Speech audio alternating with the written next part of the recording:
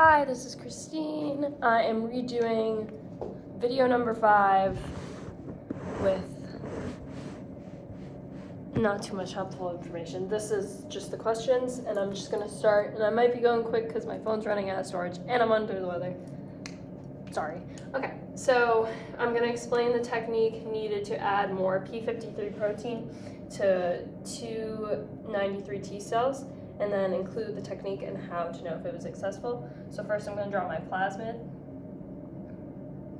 and then I'm going to draw the promoter that I'm using, which is going to be the 293 T promoter.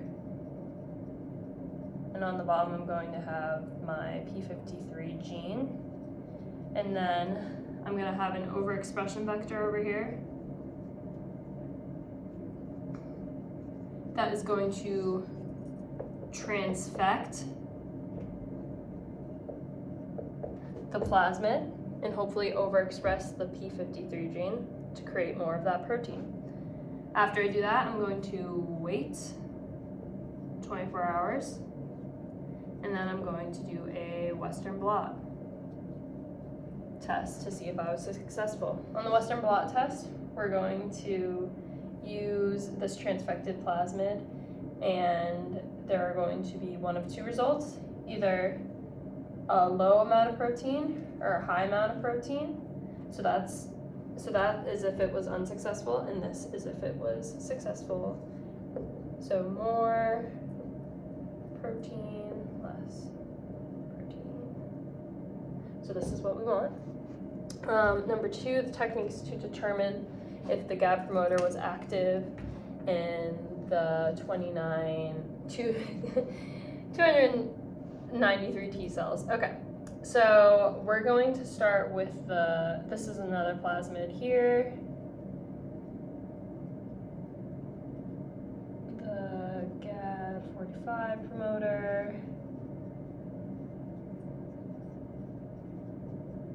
This is what our plasma is going to look like. And here we're going to use a luciferase assay, which is quite a bit different. So what we're going to do is we're going to have 2 groups.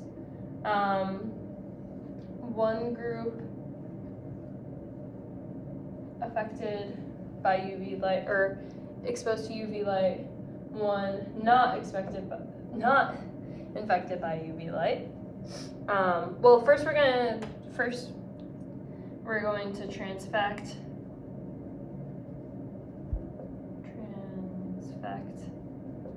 and then wait 24 hours, and then do the luciferase. And then this is the luciferase test.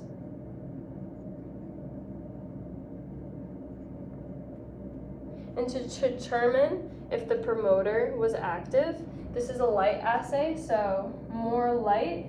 So if there was light, we would say the promoter is active.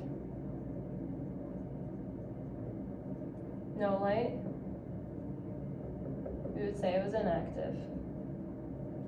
All right, and our last one here, I'm just gonna move you over.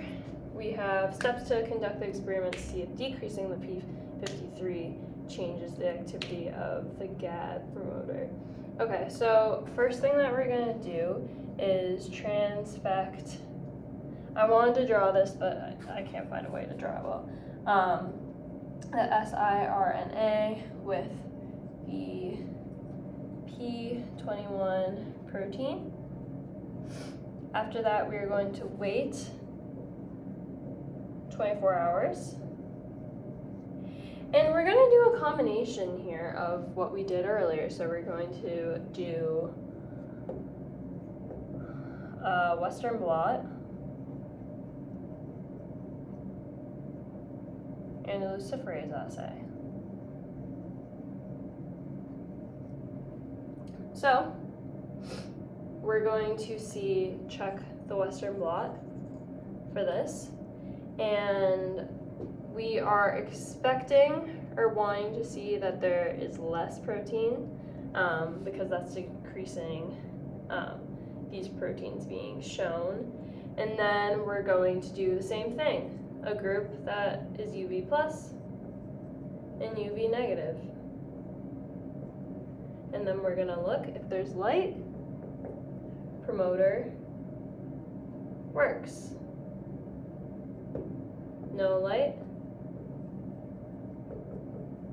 promoter doesn't work. All right, and that's what I have for this redo of video number 5. Thank you.